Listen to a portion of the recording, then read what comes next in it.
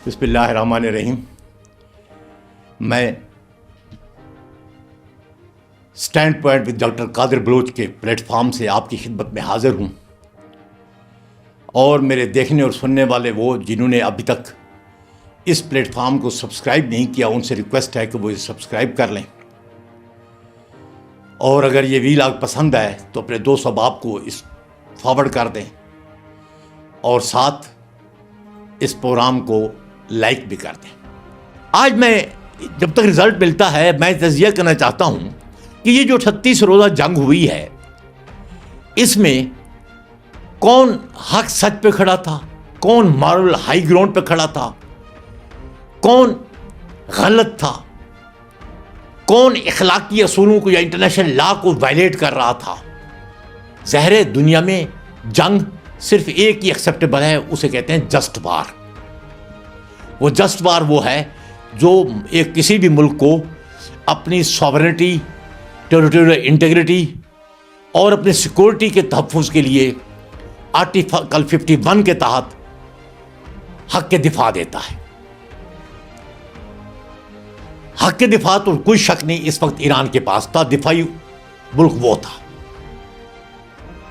اور اس پہ جو حملہ آور تھے انہوں نے حملے کے جو کلیم کیے وہ اسی طرح کے کلیم تھے جس طرح کے پچھلے 225 سالوں میں امریکہ نے 200 ملکوں میں ملٹری انٹرونشن کرتے ہوئے ہر دفعہ کوئی نہ کوئی وجہ لے کے گیا ہے کہ ہم اس کو سویلائز کرنے جا رہے ہیں، ہم سویلائزیشن امپورٹ کر رہے ہیں، ہم اس ملک میں امن امپورٹ کر رہے ہیں، ہم اس ملک میں ڈیولپمنٹ کے لیے جا رہے ہیں، ہم اس ملک کو اگنورنس سے نکالنا چاہتے ہیں. سو اس طرح کے دعوے رہے ہیں، اور انفارچونیٹلی وہ سویلائزیشن تھی، وہ ڈیموکریسی تھی، وہ ایجوکیشن اور اگنورنس کو خاتمہ تھا، وہ سب انہوں نے ہمیشہ ملٹری طاقت سے کرنے کی کوشش کی ہے.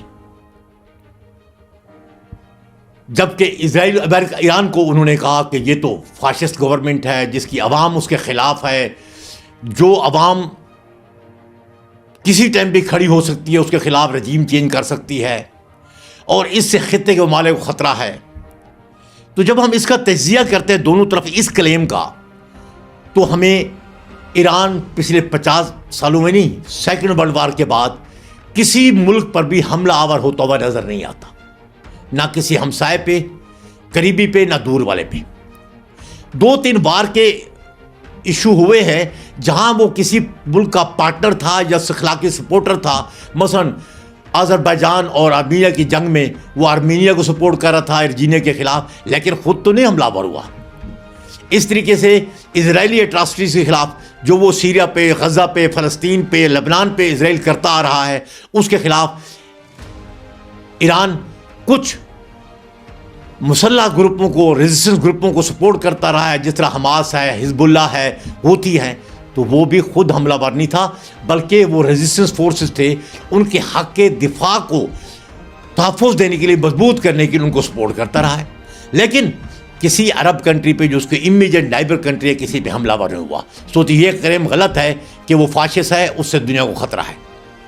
بلکہ الٹا یہ کلیم صحیح ہے کہ امریکہ جو ہے وہ پچھلے 225 سالوں میں 200 ملکوں سے زیادہ ملکوں میں ملٹری انٹرونشن کر چکا ہے، اور اسرائیل 3-4 بڑی جنگیں لڑ چکا ہے، اور چھوٹی موٹی جنگیں پچھلے 10 سال سے لگاتار دوسرے ملکوں کی ساورنٹی کو وائلیٹ کرتا آ رہا ہے.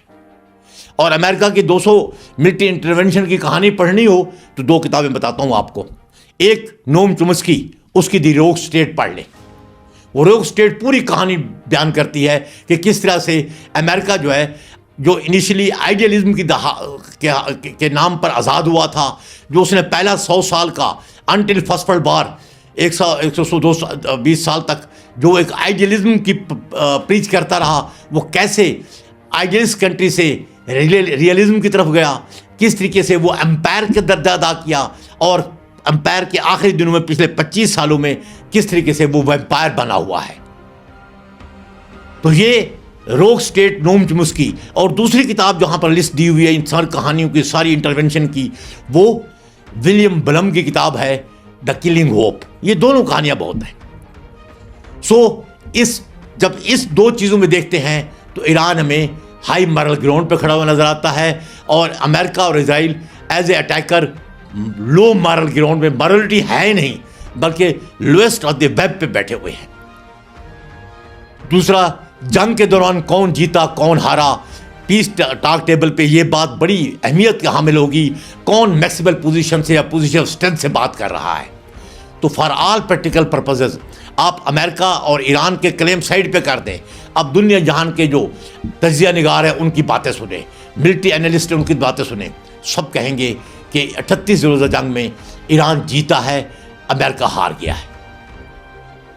امریکہ نے دعویٰ کیا تھا کہ 2 دن میں رجیم چینج کر دوں گا، ایران سرنڈر کر دے گا، نئی حکومت وجود میں آ جائے گی، نیوکلیر پروگرام جو ہے وہ ایلیمنیٹ کر دیا جائے گا، میزائل پروگرام رول بیک کر دیا جائے گا۔ یہ 2 دن میں ہونا تھا۔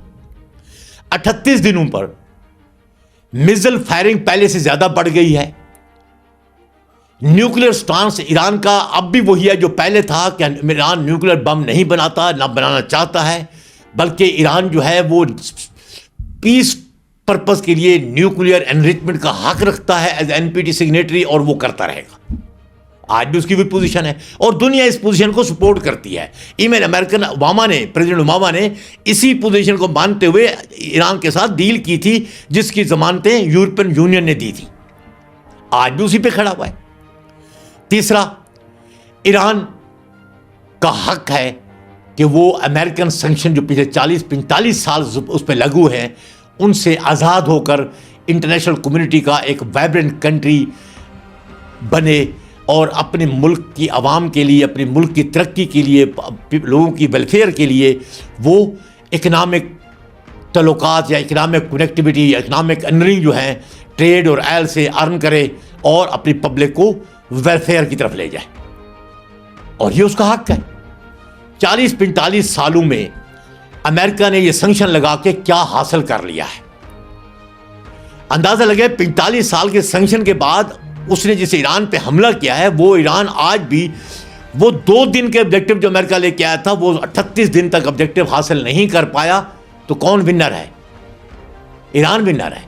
تو اس سے ثابت کیا ہوتا ہے کہ 40 سال کے سینکشن ایران سے اس کی دفاع کا جو مستقل مزاجی ہے، جو طاقت ہے دفاع کی، جو اس کی مارل کریج ہے، وہ نہیں سیکھ سکا۔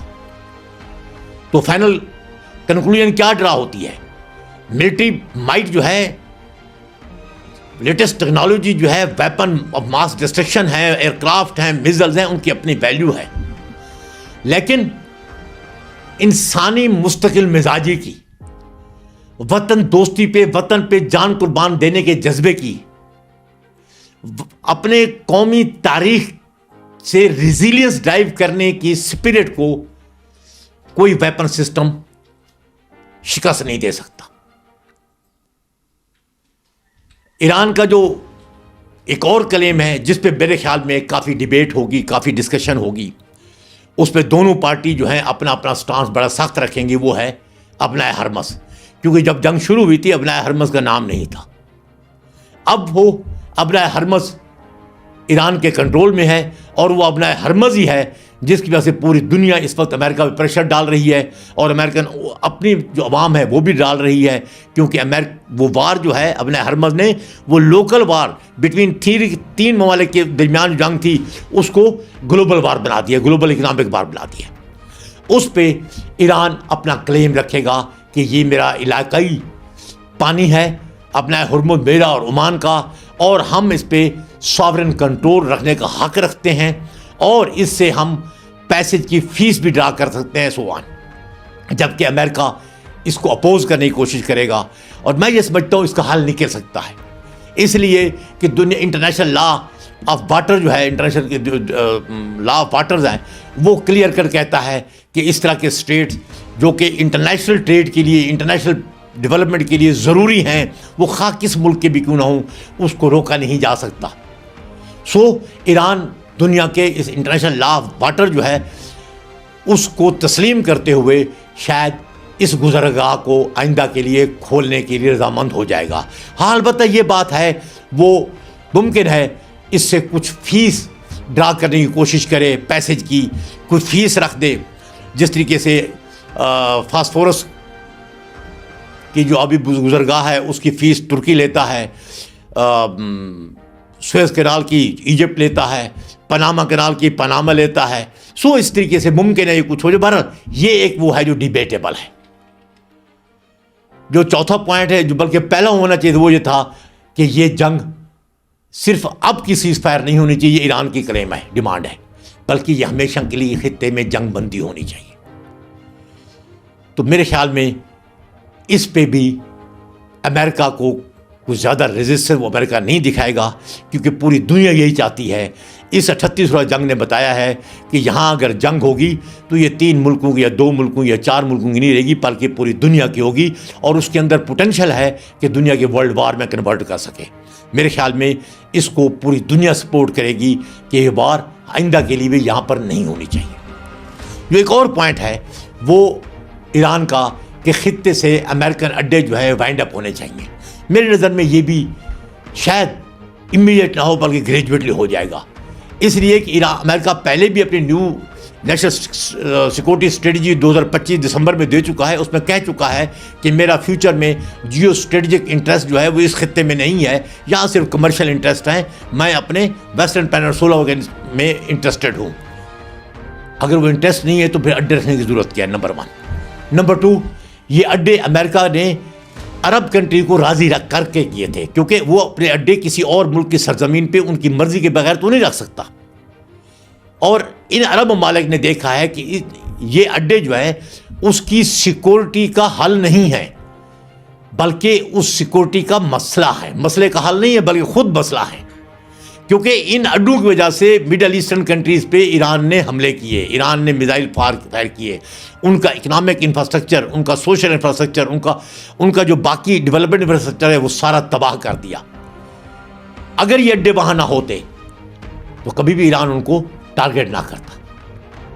اور دوسرا, عرب کنٹری کو محسوس ہو گیا ہے کہ یہ ہم نے اڈے قائم کیے تھے اپنی سیکورٹی کو انشور کرنے کے لیے, ان اڈوں نے ہمیں سیکورٹی نہیں بلکہ ہمارے لیے ہماری سیکورٹی کو تھریٹن کر دیا ہے تھرو ایران. نمبر 1. نمبر 2, یہ اڈے فیل ہو گئے ہمیں سیکورٹی پرووائڈ کرنے میں, کیونکہ تھرو آؤٹ 40 ڈیز ان اڈوں کا جو مین فوکس آف ڈیفنس تھا وہ ٹورڈ اسرائیل تھا, نہ کہ عرب کنٹریز. تو پھر عرب کنٹریز کا کسی صورت میں بھی ان سیکورٹی کو ایکسیپٹ کرنا مشکل ہوگا. قطر کے وزیر خارجہ نے تو اعلان بھی کر دیا ہے کہ امریکہ اپنے اڈے وائنڈ اپ کرے. بہت سے اخبارات جو ہیں, بہت سارے جو اسکالرز ہیں باقی عرب کنٹریز کی, وہ بھی آوازیں اٹھا رہے ہیں کہ اڈے بند کریں اور خطے میں نیا سیکورٹی ارینجمنٹ آئے جو خطے کے اپنے ممالک کا ہو اور اس کے دوست ممالک کا ہو. تو اس سے مجھے لگتا ہے ایران کی یہ ڈیمانڈ بھی پوری ہونے جا رہی ہے. شاید وہ فوراً نہ ہو لیکن گریجولی ہوگی. خطے سے امریکہ نکلنا شروع ہو جائے گا اور بڑی جلدی نکل پائے گا. جو سب سے پہلے مجھے نکلتا ہوا نظر آتا ہے وہ سعودی عرب اور قطر سے نکلتا ہوا نظر آ رہا ہے, اور سب سے آخر میں جو نکلتا ہوا نظر آئے گا وہ مجھے بحرین سے اور یو ای سے نظر آئے گا. لیٹس سی کہ بات چیت کی میز پر اینڈ رزلٹ کیا بنتا ہے. تو میں یہ سمجھتا ہوں کہ اینڈ پہ ایران اپنا میزائل پروگرام جو اس کا ڈیفنس نیچر کا ہے اپ ٹل 2500 to 3000 کلومیٹر تک رینج کے میزائل پہلے بھی بنا رہا ہے, وہ آگے بناتا رہے گا. اور امریکہ کی ڈیمانڈ بھی یہی ہے کہ اپنا میزائل پروگرام ڈیفینسو نیچر کا رکھے. تو یہ ڈیفینسو نیچر ہے کیونکہ ایران کا جو دشمن ہے وہ 2500 سے 2000 سے 3000 کلومیٹر پہ اسرائیل ہے.